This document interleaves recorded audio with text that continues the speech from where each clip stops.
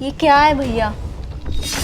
ना तो आपने सारे रिश्तेदारों को बुलाया भैया, दूर दूर के अभी कितने रिश्तेदार रह गए हैं, और ना ही आप भोग का अरेंजमेंट सही से कर रहे हो। क्या सिर्फ दाल और सब्जी बनेगी? अरे भैया, समाज में हमारी क्या इज्जत रह जाएगी? अगर कुछ पैसे कम पड़ रहे हैं, कोई भी परेशानी है तो मुझे बता देते आप। मेरे ससुर जी भी आ रहे हैं 13वीं पर, तो वो क्या कहेंगे कि तेरे मायके वाले इतना भी नहीं कर सकते कि एक भोग की ढंग की रोटी कर दें। अरे भैया, कितने बड़े आदमी हैं वो, क्या इज्जत रह जाएगी मेरी उनके सामने? अरे अंजलि, ये तू कैसी बातें कर रही है? तुझे पता है कि हमारी एक छोटी सी करियाने की दुकान है, तो जितनी भी कमाई होती थी ना, माँ के इलाज के ऊपर ही लग जाती थी। माँ पिछले 1-1.5 साल से इतनी बीमार चल रही थी, लेकिन अब ना अंजलि, भोग के ऊपर तो ना ऐसा ही खाना बनेगा। अंजलि, भोग की रोटी में तो दाल और सब्जी से भी काम चल जाएगा, लेकिन मेन बात तो ये थी कि माँ के इलाज में कोई कमी नहीं आनी चाहिए थी। वो मैंने कमी होने नहीं दी उन्हें कभी भी, लेकिन फिर भी माँ हमें छोड़ के चली गई। भैया, लोगों की तो कोई शर्म कर लो, लोग क्या कहेंगे? अरे अंजलि, बस कर।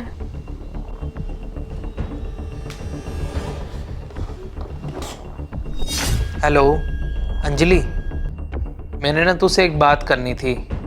मुझे ना थोड़े से पैसों की ज़रूरत थी। अगर तू दे देती ना तो माँ के इलाज में थोड़ी सी आसानी हो जाती मुझे। अरे भैया, मेरे पास ना कोई पैसे नहीं है, और वैसे भी मम्मी की बीमारी का क्या पता है, ठीक हो ना हो। ऐसे ही बेकार में लुटने पिटने का कोई फायदा नहीं है। चल कोई बात नहीं, ठीक है अंजलि। कोई बात नहीं बेटा।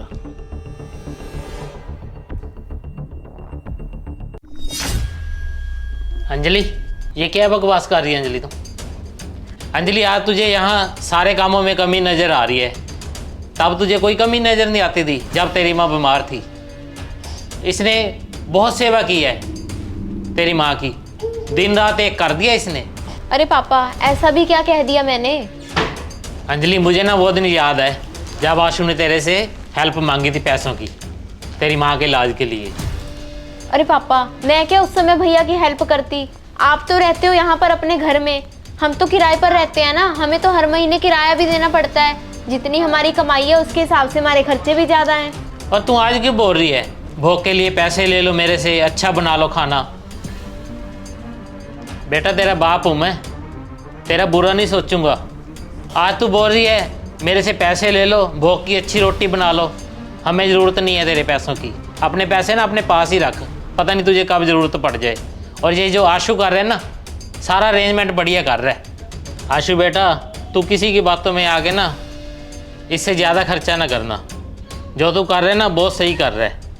तेरी माँ को ना जो जीते जी तूने उसकी सेवा की है, उसी से तृप्त हो गई है। ये ऊपरी दिखावे करने की अब कोई ज़रूरत नहीं है। बेटा, तू तो ना चाहे 5 ब्राह्मणों को ही खाना खिला देना, तेरी माँ को उसी से तृप्ति मिल जाएगी, वो वहाँ उसी में खुश हो जाएगी। अंजलि बेटा, आपके पापा बिल्कुल सही कह रहे हैं। अंजलि बेटा, जब तुम्हारे बच्चे बड़े हो जाएंगे ना, तब तुम्हारे साथ ऐसा करेंगे ना, तब तुम्हें इस पीड़ा का एहसास होगा कि माँ बाप का दर्द क्या होता है।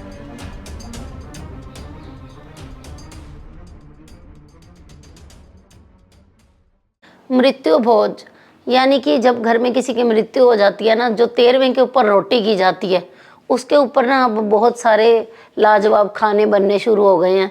कुछ अमीर लोगों ने इस प्रथा को ना बहुत ज़्यादा बढ़ावा दे दिया है, परंतु कहीं भी ग्रंथों में ना कहीं भी नहीं लिखा हुआ कि मरने के बाद आत्मा को शांति तभी मिलती है जब 13वें की रोटी की जाती है। परंतु इस प्रथा की वजह से ना अब गरीब लोग बहुत ज़्यादा परेशान हो गए हैं।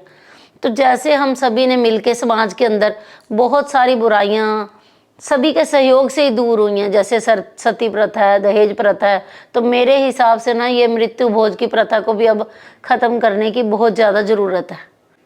ये कोई खुशी का मौका तो है नहीं है कि घर में अच्छे अच्छे पकवान बने और अच्छा खाना बने। एक दाल रोटी तो ठीक है, चलता आ रहा था रिवाज, या कुछ लोगों ने ये शुरू कर ही दिया है, परंतु साथ में जो पकवान बनने शुरू हो गए हैं, मीठा बनने लग गया है, ये बहुत ही ना गलत रिवाज है। वैसे भी दुर्योधन जी ने जब कृष्ण भगवान को मृत्यु भोज के लिए बोला था, तो कृष्ण भगवान ने एक ही बात कही थी कि जब खाना खिलाने वाले के मन में दुख हो और खाना खाने वाले के मन में दुख हो तो वहाँ पे कभी भी भोजन नहीं करना चाहिए।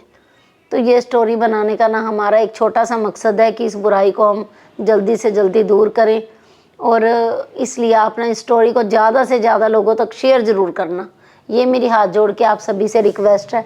और आप सभी को हमारी ये स्टोरी कैसी लगी, अच्छी लगी तो इसे ज़्यादा से ज़्यादा शेयर करना, लाइक करना, और चैनल को ऐसी ही और स्टोरी देखने के लिए सब्सक्राइब कर लो।